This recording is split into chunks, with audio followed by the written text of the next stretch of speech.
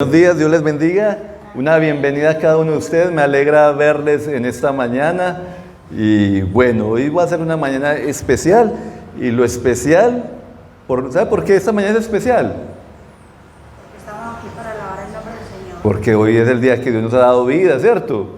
Usted no está viviendo ni ayer ni mañana, está viviendo el día de hoy. Hoy es el día de bendición. Porque hoy contamos con la gracia de Dios. Y aprovéchela, y nos reunimos acá para invocar el nombre de Dios. Y yo le pido que sea usted muy intencional, que abra sus oídos, que le pida a Dios que hable a su corazón, a su vida, porque al fin y al cabo es Dios el que tiene el poder de transformar, de hacer las cosas diferentes. Es Dios quien derrama su gracia para perdonar, para dar fuerzas, para transformar nuestra forma de ver. Y en la carta de Primera de Pedro, capítulo 3, versículo 13, dice de la siguiente manera. Uno ya no sabe si decir abra su Biblia o encienda el celular. Bueno, pero ahí vaya y busque en su Biblia. Primera de Pedro, capítulo 3, versículo 13, dice de la siguiente manera. Y a ustedes, ¿quién les va a hacer daño si se esfuerzan por hacer el bien? Dichosos si sufren por causa de la justicia. No teman lo que ellos temen, ni se dejen asustar. Más bien, honren en su corazón a Cristo como Señor.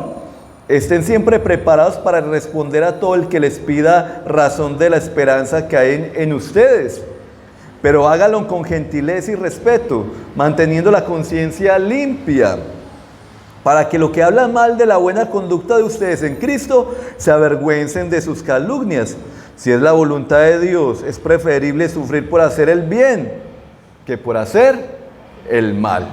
Así que le invito a que levante una oración allí y pídale a Dios que hable a su vida. Señor, dígales: Padre, en el nombre de Jesús, que tu palabra transforme mi vida, mi corazón. Señor, en el nombre de Jesús, gracias por tu presencia, gracias por tu gracia, tu misericordia. Pongo delante de ti, Señor, cada hombre, cada mujer que ha venido, Dios mío, en este día a este lugar, Señor. Padre, en el nombre de Cristo Jesús, trae libertad a sus mentes, a sus corazones, Dios mío. Y que la palabra, Dios mío, que tu palabra, Dios mío, produzca, Dios mío, en sus vidas transformación. En el nombre de Cristo Jesús, amén y amén. ¿Qué me gano con ser bueno? Es una buena pregunta, ¿no? Se la ha hecho. ¿Uno qué gana con ser bueno? Si uno busca hacer lo bueno y como que la gente se la monta a uno. Es una buena pregunta, y más en un mundo tan complejo como en el que vivimos. Pero cuando Pedro escribe esto, también se lo estaba escribiendo a unos creyentes que vivían también en un mundo muy complejo, donde no todo el mundo iba a responder de la forma correcta a las cosas buenas que ellos hacían. Por el contrario, su conducta diferente hacía que sufrieran persecución porque veían a estos cristianos como personas raras. Y sin embargo, en medio de un mundo adverso, Pedro les dice que perseveren en hacer el bien, que continúen, que se esfuercen por hacer lo bueno delante de todos, porque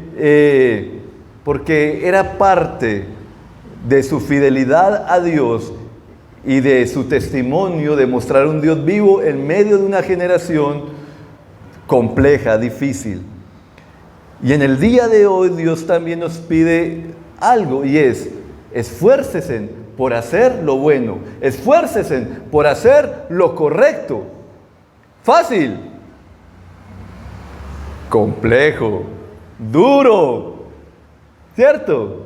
Porque es fácil amar al que me ama, obrar correctamente con el que obra bien conmigo, pero obrar bien con todas las personas es muy complejo. Y surge la pregunta: ¿qué me gano con ser bueno? Pero también surge otra pregunta: si Dios me demanda que haga lo bueno, que haga el bien, ¿qué es el bien? ¿Qué es lo bueno? Porque al fin y al cabo, cómo poder discernir lo justo de lo injusto. Y más en un tiempo como estamos, donde todo es relativo según las filosofías en que vivimos. ¿Cómo saber qué es lo correcto y lo incorrecto? En Argentina hubo una polémica porque surgieron unos comerciales. Y los comerciales es una mamá rogando a su hijo: mi hijo, venga, no hay nada de malo. Mi hijo, no hay nada de malo. Y el muchacho como que achantado, y no, venga, achantado frente a la propuesta de la mamá. Y uno dice: porque esa mamá, ¿qué es lo que le está proponiendo? Que el hijo como que se niega. Y la propuesta era que besara en su boca a su madre. Un beso pasional con su madre. Y al último el muchacho cede, ¿cierto? Lo tal es que esos comerciales surgen es para supuestamente quitar nuestros prejuicios religiosos, y cambiar nuestra mentalidad a una mentalidad liberal, más abierta, de lo que hablan los que se llaman progresistas. Y han querido moldear nuestros conceptos de lo correcto y lo incorrecto, ¿cierto? Y ellos han determinado: esto es lo bueno y esto es lo malo. Entonces, como para nosotros esto es lo bueno, esto es lo que tienen que enseñar en todos los colegios. Y hoy en día en los colegios, hemos visto en nuestros colegios que en estos días Mauricio me comentaba acerca de que llaman a los alumnos para una clase de sexualidad y empiezan con toda esta temática, y les ponen, lo primero que le ponen es un video de una pareja de hombres besándose, para derribar todos esos mitos y todos esos conceptos errados que mantenemos. Y empiezan con su tesis. Y a veces no sabemos cómo responder frente a eso, porque nos acostumbran tanto a un estilo de vida que ya parece como si todo fuera normal. La lucha que había por la presidencia de Estados Unidos tenía que ver con eso. La mayoría de medios norteamericanos que conocemos que se oponían a Trump son medios que sus dueños son poderosos, que son los que patrocinan todas estas ideologías. Son los que mandan dinero a la ONU, a una cantidad de cosas, y son los que invierten. Nuestros países no son tan libres como nosotros queremos. Todas las políticas de educación y todo el cuento vienen influenciadas por medio de poderes de afuera. Que le dicen: ustedes tienen que tomar estas decisiones, los patrocinamos en eso, pero tienen que hacer esto. Y entonces es difícil discernir qué es lo bueno, qué es lo malo. Ya el profeta Isaías lo decía cuando dijo: a lo bueno llaman malo, y a lo malo llaman bueno. Y nos cuesta discernir ya lo justo de lo injusto, porque para muchos la justicia, la verdad es relativa. Pero cuando uno se encuentra con Dios, la verdad no es relativa. La verdad es un fundamento sólido en Cristo. El bien y la justicia son fundamentos sólidos en Cristo. Pero si no conocemos la justicia de Dios, no vamos a tener el poder para discernir lo correcto de lo incorrecto. Bien decía el apologista Ravi Zacarías, decía que Cristo no vino para que fuéramos buenos. Y eso suena como contrario, ¿no? No se supone que el Señor está esperando que seamos buena gente. No, Él decía: Cristo no vino para que fuéramos buenos, sino para darnos vida. Y ahí hay una gran diferencia. ¿Por qué Cristo no vino para que fuéramos buenos? Porque muchas veces ya nos creemos que somos buenos. Cada uno marca su propia justicia. Aun cuando Jesús vino, muchos se creían buenos. Por eso Jesús decía que Él no había venido por justos, sino por los pecadores. que son los enfermos los que necesitan el médico. ¿Por qué? Porque nuestra tendencia humana es a justificar nuestros hechos.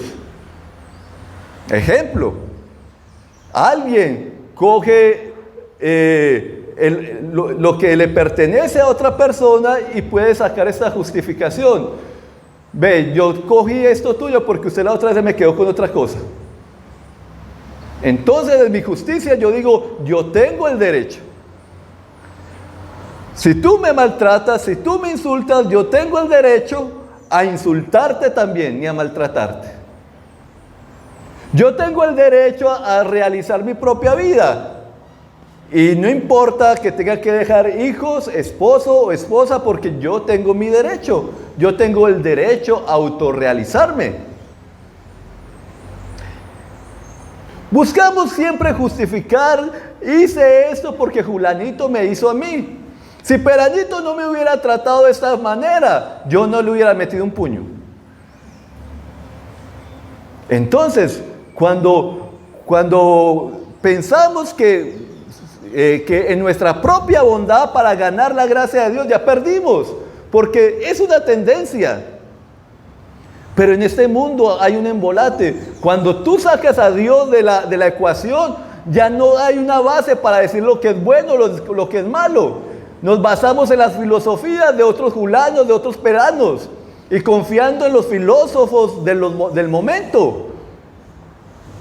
Porque si alguien tiene muchos doctorados, el privilegio de tener muchos doctorados, y no es que sea malo estudiar es una bendición, pero cuando alguien tiene muchos doctorados, tiene la libertad de decir lo que se le da la gana y que muchos le crean.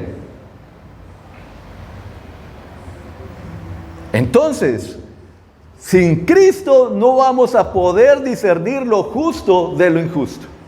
Y cuando viene Jesús, empieza a mostrarnos, yo soy el camino, yo soy la verdad y yo soy la vida. O sea, ya empieza a ponerme un lineamiento por donde debo de caminar, qué es y lo que no es.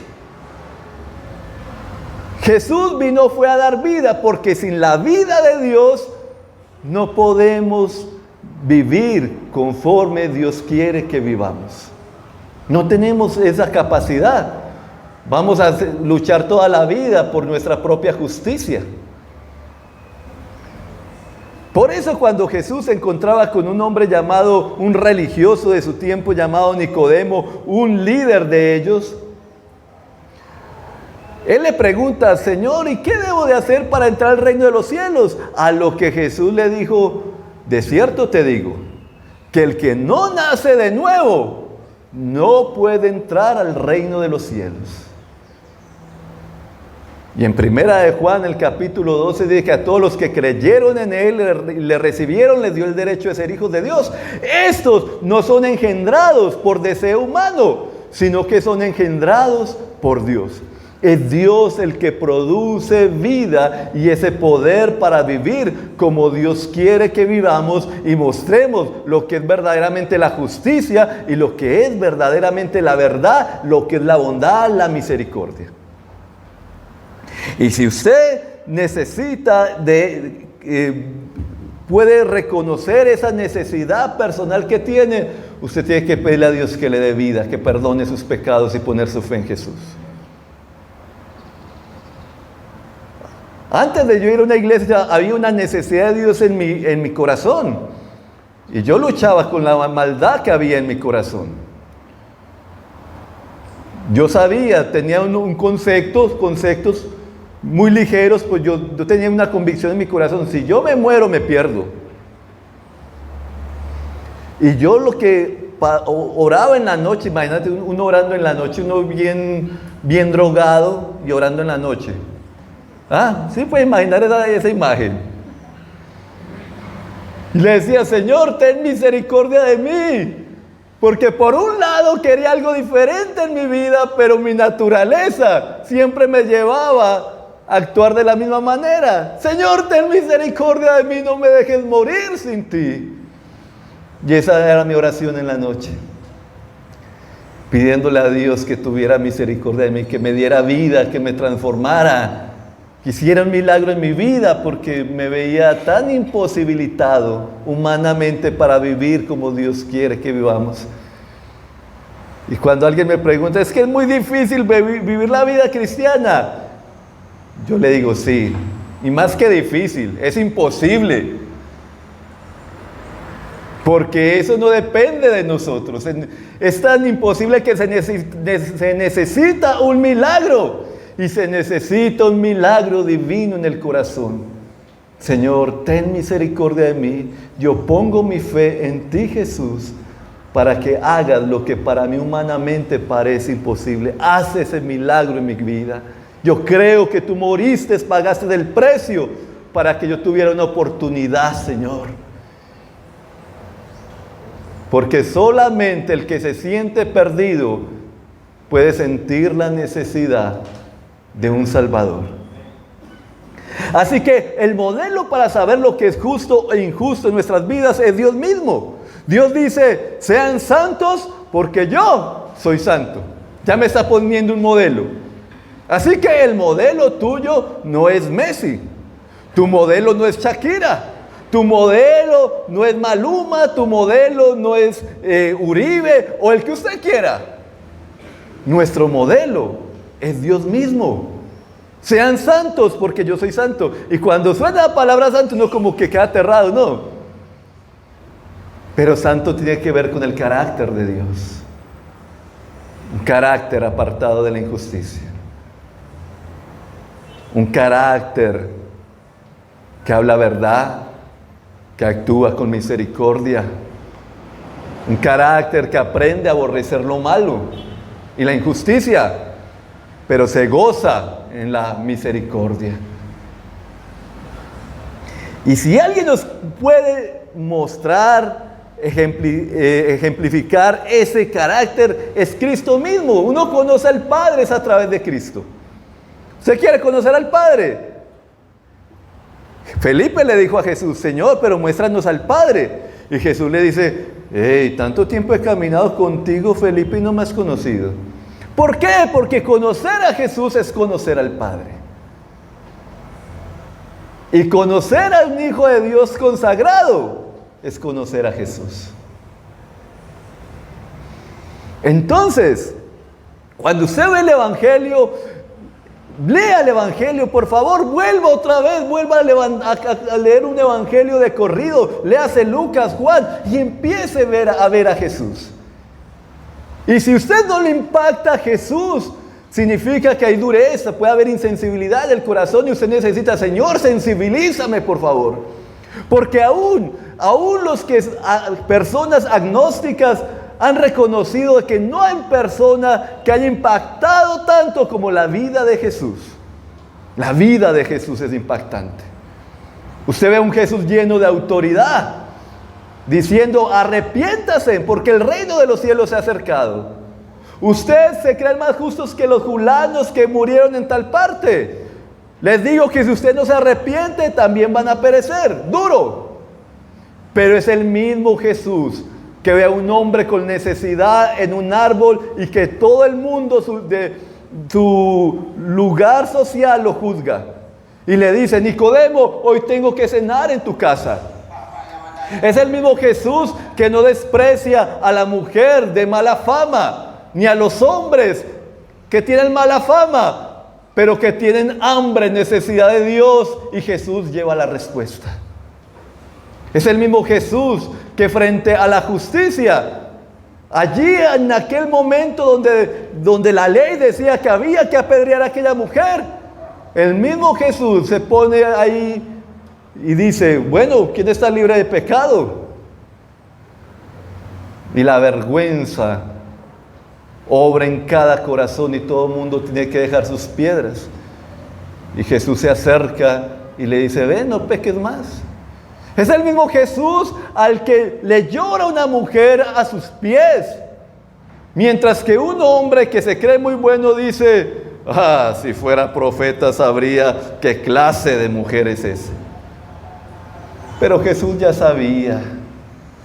Es de carácter, de justicia, pero de misericordia, de sensibilidad. Y cuando vio la multitud, tuvo compasión. Y como Jesús estuvo haciendo bien y sanando a todos los que estaban oprimidos por el diablo. Ese es el Jesús que no respondía insulto por insulto y por eso no dejaba de ser menos, siempre andando con autoridad. Ese es el Jesús que tenemos como ejemplo. Ese es el Jesús que viene a ser la fuente de nuestras vidas. Es ese Jesús que es nuestra esperanza. Él es la razón, Él es la motivación. Ese es el modelo. Y cuando, yo no sé si usted se siente tentado frente a la maldad o a la adversidad. A mí me ocurre, todos somos tentados frente a eso. Cuando nos tratan como no queremos que nos traten. Cuando nos dicen lo que no queremos que nos digan. Cuando queremos actuar en nuestra propia justicia y vengarnos. Y entonces hay que volver a mirar a Jesús. Y como dice Pedro en 1 de Pedro 21, pues Dios los llamó a hacer lo bueno. Dios los llamó a hacer lo bueno, aunque eso significa que tengan que sufrir tal como Cristo sufrió por ustedes. Él es su ejemplo. Y deben seguir sus pasos. Él nunca pecó, jamás engañó a nadie. No respondía cuando lo insultaban ni amenazaba con vengarse cuando sufría. Dejaba su causa en manos de Dios, que siempre juzga con justicia. Y es un texto que me ayuda a mí para poder tener dominio propio. Sí, dominio propio, porque igual que cualquiera de ustedes soy tentado a actuar de formas incorrectas y posiblemente muchas veces no he podido seguir de la mejor manera el ejemplo de Cristo. Pero siempre recuerdo ese Jesús y especialmente ese pasaje, Señor, tú no respondías, Señor. Tú dejabas que el Padre actuara. Ayúdame, Jesús, ayúdame, Señor, dame de tu gracia. Él es el que nos da el poder para vivir como Dios quiere que vivamos. Él es. Y por lo tanto, como Él está con nosotros, como Él nos sacó del lugar más oscuro, nos da el ejemplo, vale la pena esforzarse para hacer lo justo, para hacer lo bueno. Al fin y al cabo, Dios no nos llama a que seamos como todo mundo. Dios te está llamando a que seas diferente. Dios te está llamando a que tengas diferencia, seas distinto a todo el mundo. Lo que para todo el mundo es normal, no necesariamente es normal para Dios. Lo que todo el mundo alaba, no necesariamente tiene valor para Dios. Posiblemente muchas cosas que para este mundo rechaza, para Dios tienen mucho valor. Y en medio de todo eso, Dios pone hombres y mujeres que hagan diferencia, que hagan el bien, que busquen obrar justamente, que busquen obrar como Dios quiere que obremos. Para esto, cuando ocurre esto, la gente te puede ver como alguien raro. No nos gusta que nos vean como personas raras. Pero si usted busca consagrarse a Dios con toda seguridad, la gente va a ver diferencia en ti. Y no necesariamente porque uses falda a los tobillos. Y no necesariamente porque cargues una Biblia gigante en tu brazo. No, la gente va a empezar a mirarte diferente porque no está siguiendo la misma corriente de todos. Y a muchos les va a incomodar eso. Y nosotros estamos en una tentación brava, porque constantemente nos gusta agradar a la gente y no queremos que la gente piense mal de nosotros y queremos que la gente nos vea chéveres y tal vez mostrarnos como amantes de Cristo. Para muchos no lo vean como chévere, pero otros van a estar inquietos. Yo me mantenía en una esquina, en toda la esquina de mi casa, era un descarado. Consumía vicio en toda la esquina de mi casa, a 2 casas donde mi mamá.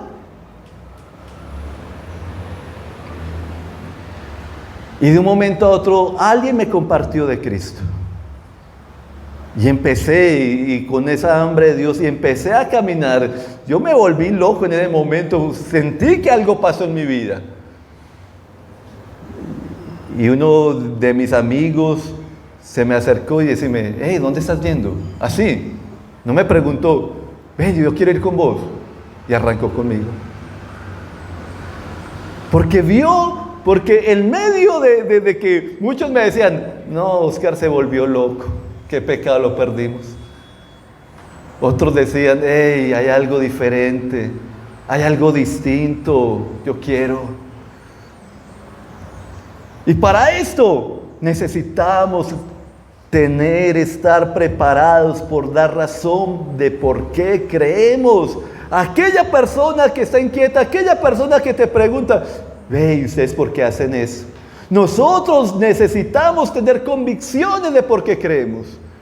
Yo no creo, perdóneme, pero yo no creo en una fe de simple tradición.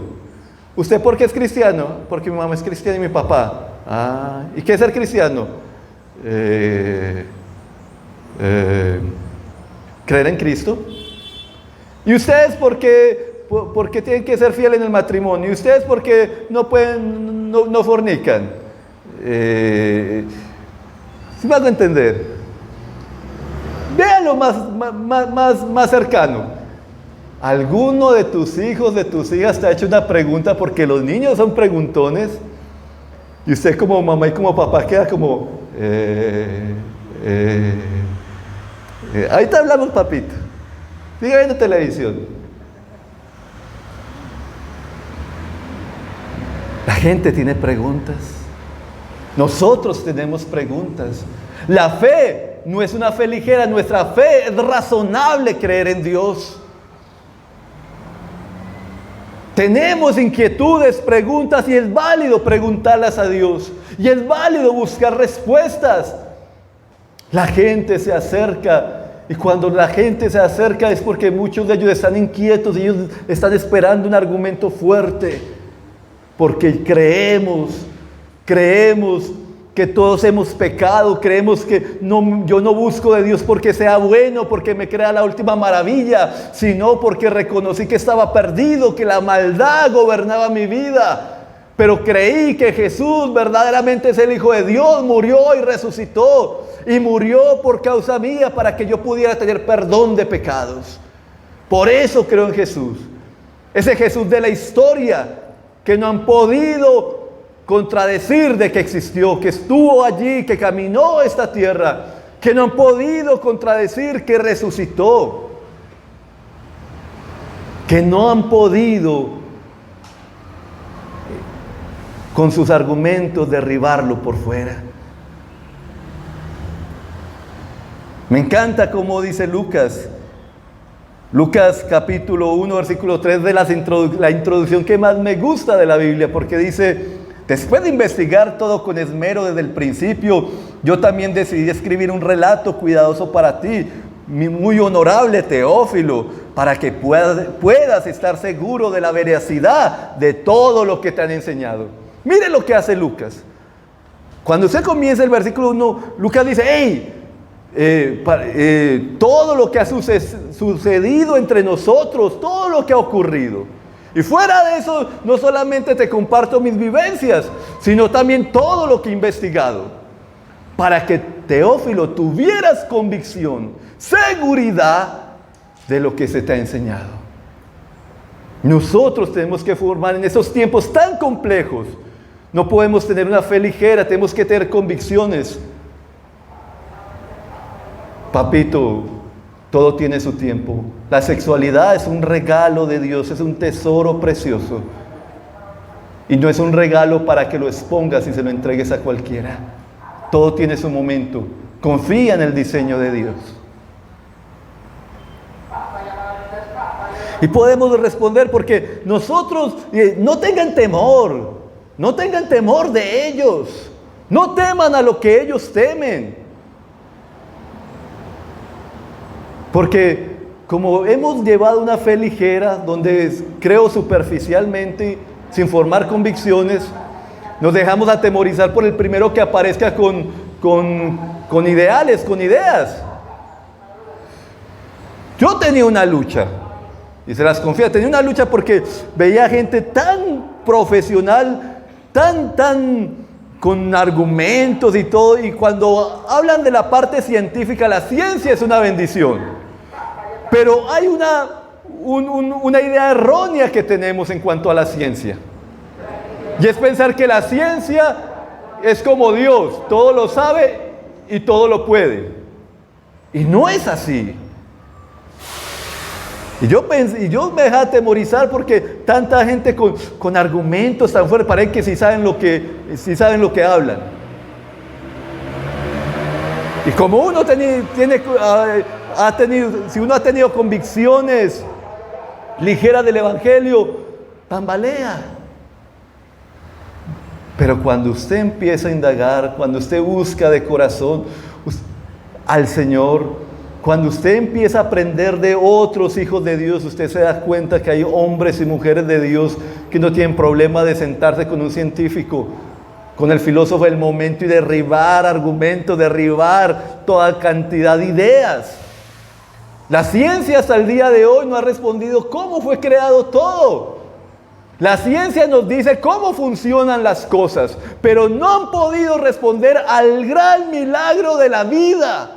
¿Cómo es posible que un planeta como la Tierra, un pedacito, tenga el tamaño ideal, la distancia que se necesita tener al Sol? Todo ideal para que pueda haber vida. ¿Cómo es posible uno ver la armonía en cualquier criatura, en un árbol, en los pájaros, en cualquier cosa y pensar que surgió de la nada? Pero el que decidió sacar a Dios fuera de su concepto, busca idealizar filosofías para decir cómo fueron formadas las cosas. Y por eso el ateísmo no tiene respuesta para decir qué es lo justo y lo injusto, lo bueno o lo malo. Porque si no existe Dios, ¿en qué te basas para decir que hay algo bueno o malo? Al fin y al cabo, una viuda negra tiene relaciones con su pareja y luego se lo come. ¿Y quién dice que ella está haciendo algo malo? Entonces todo vale. Pero en Cristo es el que te da respuesta qué es y qué no es. Tienes que empezar a fortalecer tu fe. Y usted que es papá o mamá, con mayor razón. Usted tiene que fortalecer su fe para educar a sus hijos. Porque nos hemos quedado en un tiempo donde nos hemos convertido tan solo en proveedores. Y estamos en un tiempo donde todo este movimiento de progresista busca tener el poder sobre nuestras familias y decirnos que tenemos que enseñarle a nuestros hijos qué debemos de creer y qué no debemos de creer y cómo debemos de comportarnos. Y tenemos que estar preparados para eso. ¿Cuál es la mejor defensa para que la gente crea que hay un Dios real? Los apologistas dicen que la mejor defensa del Evangelio es una vida transformada por el Evangelio. Es la mejor defensa.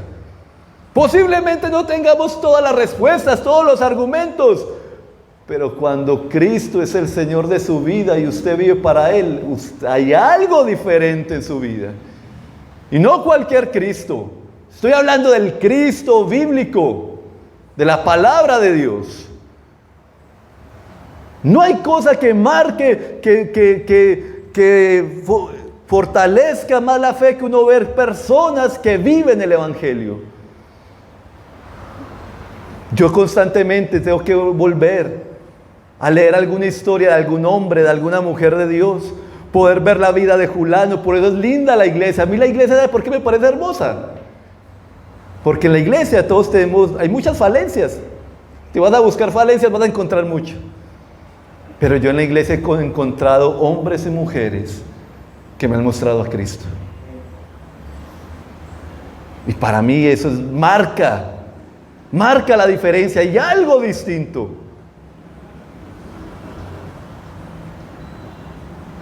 para mostrar a Cristo, para evidenciar a Cristo. Dice que cuando defendemos al Señor con nuestro argumento, debemos de santificar a Cristo con nuestro corazón. En pocas palabras, usted debe de honrar a Cristo. Usted debe estar con el pensamiento, ¿esto honra a Cristo o no lo honra? Porque el nombre que vamos a exaltar es el de Cristo, no el nuestro. Luchamos con esa preocupación, estamos tan preocupados por nuestro nombre, que por causa de defender nuestro nombre, muchas veces deshonramos el nombre de Cristo. Yo entendí eso hace mucho tiempo, cuando me encontré con esa oración del papá de Juan el Bautista, que decía, Señor, tú nos libraste de nuestros enemigos, para vivir en tu presencia todos los días de nuestra vida, en santidad y en justicia. Y yo en algún momento determiné, Señor, voy a vivir delante de ti todos los días. Y no estoy chicaneando, ni te estoy diciendo que mi vida ha sido la ideal, de que nunca he cometido errores, de que nunca he tenido luchas. He tenido luchas, errores, he tenido tentaciones. Pero la diferencia ha sido, Señor, cada día invocar el nombre de Dios. Esa ha sido la diferencia. Cada día necesito tu consejo. Y entendí que yo no busco, entienda, yo no busco todos los días del Señor porque yo me crea muy santo, porque yo me crea lo mejor. Todo lo contrario, porque reconozco que ese estilo de vida no la puedo vivir sin Él. Que lo único que termino haciendo es aparentando, y cuando me vivo de la apariencia, termino fracasado. Necesito de su gracia todos los días. Necesito entender, Señor, ayúdame, enséñame a honrarte con mi vida. Y a veces siento que deshonro el nombre de Cristo porque tengo actitudes incorrectas, tal vez con mi esposa, con mis hijos. Pero ahí está el Espíritu, pero qué gloria a Dios por su Espíritu que me redarguye. Y yo me puedo quedar alegando, Señor, tú sabes que yo lo hice y porque tú sabes que yo tengo derecho. Y puedo inventar una cantidad de carajadas de argumentos. Pero aprendí que lo mejor con Dios es, Señor, perdóname, actué mal, ya la embarré. Límpiame, Señor, he orado incorrectamente. Y es el Señor, el tener consciente, Señor, tu nombre. El estar preparado para tener una palabra. El estar preparado para vivir como Dios quiere que vivamos. No estamos en pro de pelear con la gente. En mi orgullo yo quiero pelear muchas veces. En mi orgullo yo quiero responder como creo que se merece la gente, pero ¿cuántas veces por nuestras actitudes se han perdido almas? Por nuestras actitudes, porque Dios no nos llamó a ganar discusiones, Dios no nos llamó a ganar alegatos, somos muy buenos para eso, ¿cierto? Para la polémica, nos gusta la polémica, quién tiene la razón, y yo tengo la razón, pero en el momento en que una conversación empieza a ver quién tiene la razón, nadie gana un alegato. Uno puede decir que gané el alegato porque avergonzó a la otra persona, ¿y qué? ¿Qué nos ganamos con avergonzar a alguien si esa persona no nos escucha? ¿Qué nos ganamos con avergonzar a la gente? Con mostrar lo mucho que sabemos, cuando esa otra persona, por mero orgullo, ya no te quiere escuchar.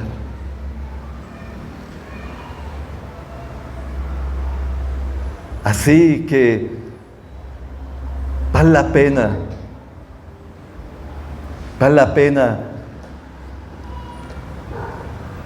pena tener una conciencia limpia. Un estilo de vida tan, no perfecto, pero que buscamos mostrar diferencia. Que tu conciencia no te acuse. Y si te acusa, hay perdón de Dios, lávala. pero que vivas de tal manera que redarguyas la conciencia de los demás. Que la gente se sienta redarguida. Que la gente se sienta redarguida. No es por cuestión de ganar algo. Al fin y al cabo, ¿qué merecemos? ¿Qué merecemos para ganar algo? Es cuestión de lo que se nos ha dado. Se nos ha dado vida. Nuestras conciencias han sido lavadas y eso produce paz. ¿Por qué ensuciarlas de nuevo? Es porque nuestro Padre nos ha enseñado a amar la justicia y aborrecer la maldad. Es porque se nos ha dado una esperanza segura y anhelamos el día en que el Señor restaure todas las cosas, así como ya comenzó a restaurar nuestras vidas. Y sí, es posible que suframos por hacer el bien, pero Cristo nos dio ejemplo. Y Cristo sufrió, pero trajo salvación. Al fin y al cabo fue Jesús mismo el que dijo: bienaventurados sois cuando todos hablen mal de ustedes. Porque eso significa de que de ustedes es el reino de Dios. Porque eso significa que el Espíritu de Dios está en ustedes. Porque el Espíritu de Dios incomoda, choca con el espíritu de este mundo. Y al final, así como Cristo fue levantado en medio de los muertos, nosotros también tenemos un buen final. Porque no se trata del momento que vivimos, se trata de cómo llegamos al final. Se trata de cómo llegamos allí, que cuando lleguemos allí nos tengamos que presentar: Señor, en ti he confiado. Aún en medio de diferentes circunstancias, decidí serte fiel a ti, Señor. Decidí honrarte a ti para gloria de tu nombre y para bendición de muchos. Y de las últimas palabras de Pedro en esta carta, en el capítulo 5, dice de la siguiente manera, versículo 9: recuerden que sus hermanos en Cristo en todo el mundo también están pasando por el mismo sufrimiento. En su bondad Dios los llamó a ustedes para que participen de su gloria eterna por medio de Cristo Jesús. Entonces, después de que hayan sufrido un poco de tiempo, Él los restaurará, los sostendrá, los fortalecerá y los afirmará sobre un fundamento sólido. A Él sea toda la gloria por siempre. Amén.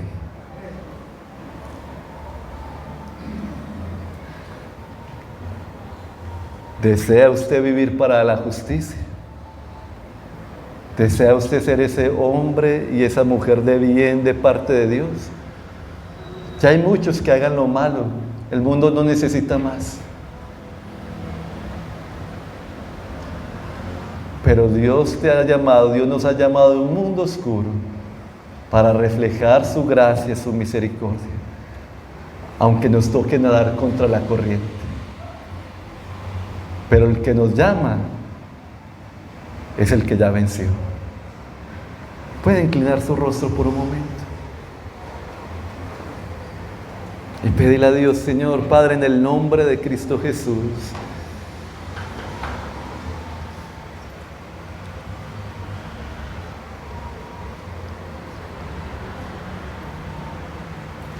Padre, no somos perfectos, con toda seguridad que no. Pero tú eres perfecto y tú eres santo, Señor. No se trata de nuestra justicia, sino de tu justicia. Todo el que quiera vivir como tú quieres, tú tienes el poder para hacerlo vivir. Todo el que quiera vivir para la justicia, si piensas en tus posibilidades, va a ser frustrante. Pero si caminas de la mano con aquel que es nuestro ejemplo, entonces es posible, porque Él es el que nos da el poder para vivir como tú quieres. Yo no sé cómo está usted con el Señor, pero hoy, si quiere, puede hacer esta oración conmigo o hacer su propia oración y pedirle: Si necesita reconciliarse con Dios, puede decirle: Señor, perdona mis pecados. He sido un esclavo de maldad, he sido un esclavo de injusticia, Señor. He amado muchas veces la maldad, Señor, más que lo justo. He justificado mis malas actitudes, mis malas acciones, buscando una excusa, Señor. Y yo te pido, Jesús, que me perdones, Señor. Perdóname, Cristo. Gobierna mi corazón, Jesús. Reina en mi corazón. Tú nos has llamado a algo grande, especial, bendito Padre, Señor. Una batalla, una buena batalla, pero que tú ya has vencido por nosotros. Nuestra victoria está insegura en ti. Parece que no vale la pena, porque estamos esperando que la respuesta venga de los hombres. Actuamos bien y como los hombres actúan mal, entonces decimos: no vale la pena. No vale la pena ser buenos. No vale la pena obrar justamente. ¿Y quién te dijo a ti que tienes que esperar la respuesta de los hombres? ¿Quién te dijo a ti que tienes que esperar que los hombres te dieran una respuesta positiva? La respuesta viene de lo alto. Porque es a Él al quien estás buscando agradarle. Tú no estás buscando comprar el corazón de los hombres. Tú estás buscando honrar a aquel que te ha amado, que te ha dado todo.